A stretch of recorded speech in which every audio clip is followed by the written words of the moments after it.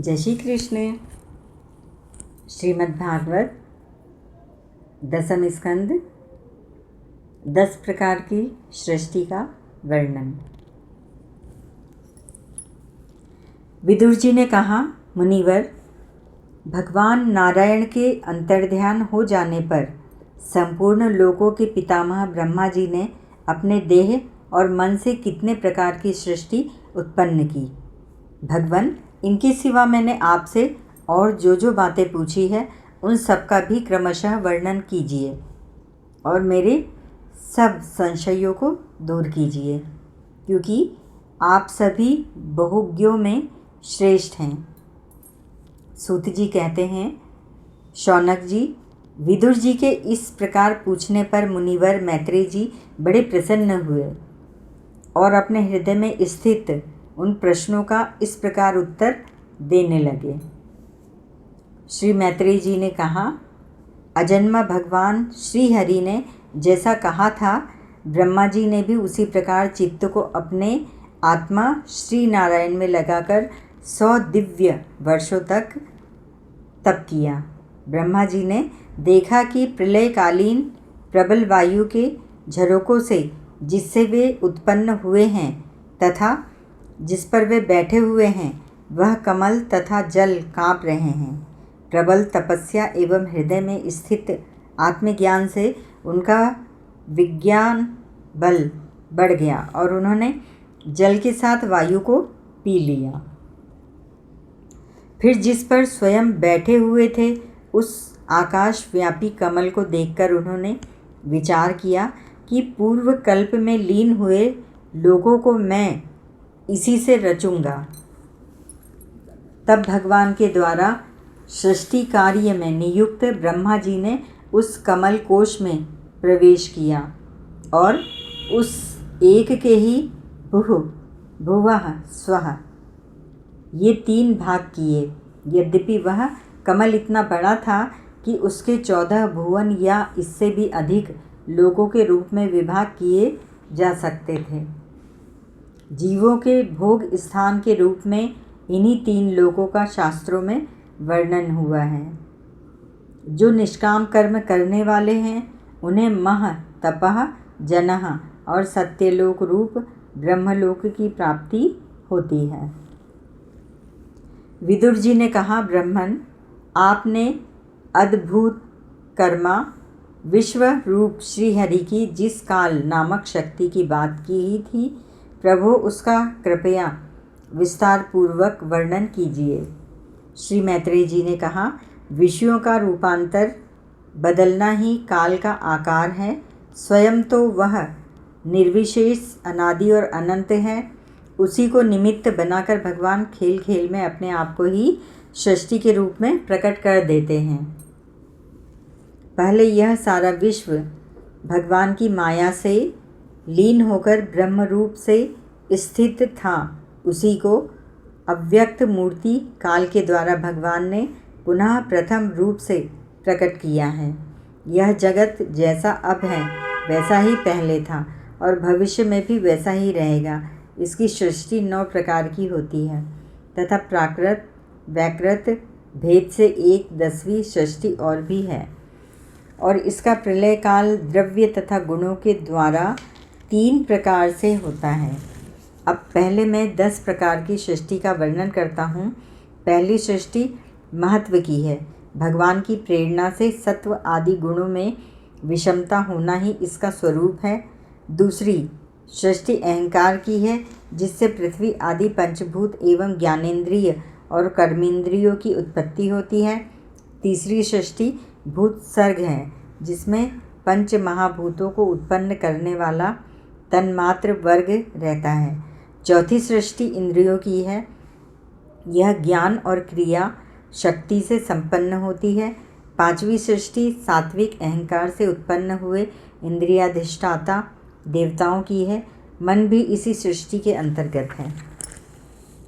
छठी सृष्टि अविद्या की है। इसमें तमिश्र, अंधतमिश्र, तम, मोह और महामोह ये 5 गांठें हैं। यह जीवों की बुद्धि का आवरण और विक्षेप करने वाली है। ये 6 प्राकृत सृष्टियाँ हैं। अब वैकृत सृष्टियों का भी विवरण सुनो। जो भगवान अपना चिंतन करने वालों के समस्त दुखों को हर लेते हैं, यह सारी लीला उन्हीं श्रीहरि की है। वे ही ब्रह्मा के रूप में रजोगुण को स्वीकार करके जगत की रचना करते हैं। 6 प्रकार की प्राकृत सृष्टियों के बाद 7वीं प्रधान वैकृत सृष्टि इन 6 प्रकार के स्थावर वृक्षों की होती है। वनस्पति, औषधि, लता, त्वक्सार, विरुद्ध और द्रुम, इनका संचार नीचे जड़ से ऊपर की ओर होता है। इनमें प्रायः ज्ञान शक्ति प्रकट नहीं रहती। ये भीतर ही भीतर केवल स्पर्श का अनुभव करते हैं तथा इनमें से प्रत्येक में कोई विशेष गुण रहता है। 8वीं सृष्टि तिर्यक योनियों पशु पक्षियों की है।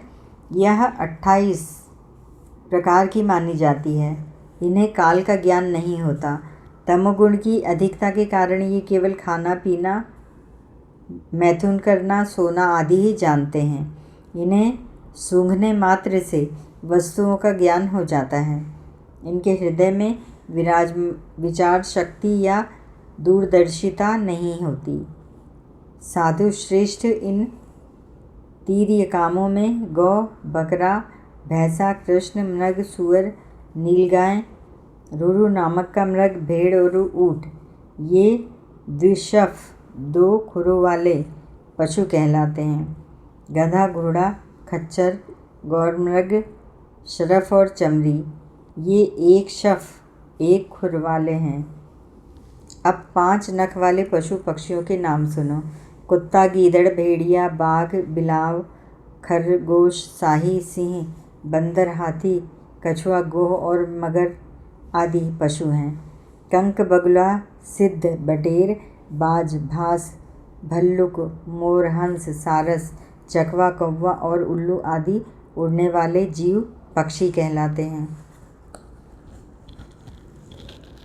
जो बिना मोर आए फलते हैं, जैसे गूलर, बड़, पीपल आदि, जो फलों के एक जाने पर नष्ट हो जाते हैं, जैसे धान, गेहूँ, चना आदि, जो किसी का आश्रय लेकर बढ़ते हैं, जैसे ब्राह्मी, गिलोय आदि, जिनकी छाल बहुत कठोर होती है, जैसे बांस आदि, जो लता पृथ्वी पर ही फैलती है किंतु कठोर होने से ऊपर की ओर नहीं चढ़ती, जैसे खरबूजा, तरबूजा आदि, जिनमें पहले फूल आकर फिर उन फूलों के स्थान में ही फल लगते हैं, जैसे आम, जामुन आदि। विदुर जी, 9वीं सृष्टि मनुष्यों की है। यह एक ही प्रकार की है। इसके आहार का प्रवाह ऊपर मुंह से नीचे की ओर होता है। मनुष्य रजोगुण प्रधान, कर्मपरायण और दुखरूप विषयों में ही सुख मानने वाले होते हैं। स्थावर, पशु, पक्षी और मनुष्य, ये 3 प्रकार की सृष्टियाँ तथा आगे कहा जाने वाला देवसर्ग वैकृत सृष्टि है तथा जो महत्वादि रूप वैकारिक देवसर्ग है, उसकी गणना पहले प्राकृत सृष्टि में की जा चुकी है। इनके अतिरिक्त संत कुमार आदि ऋषियों का जो कौमार सर्ग है, वह प्राकृत वैकृत दोनों प्रकार का है। देवता, पितर, असुर, गंधर्व, अप्सरा, यक्ष, राक्षस, सिद्ध, चारण, विद्याधर, भूत, प्रेत, पिशाच और किन्नर, किमपुरुष, अश्वमुख आदि भेद से देव सृष्टि 8 प्रकार की है। विदुर जी, इस प्रकार जगतकर्ता श्री ब्रह्मा जी की रची हुई यह 10 प्रकार की सृष्टि मैंने तुमसे कही। अब आगे मैं वंश और मनमंत्रादि का वर्णन करूँगा। इस प्रकार सृष्टि करने वाले संकल्प भगवान हरि की ब्रह्मा के रूप में प्रत्येक कल्प के आदि में रजोगुण से व्याप्त होकर स्वयं ही जगत के रूप में अपनी ही रचना करते हैं। इति श्रीमद्भगवते पुराणे परमहंस्यां संहितायां तृतीय स्कंधे 10मोऽध्यायः समाप्त। हरि ओम तत्सत्।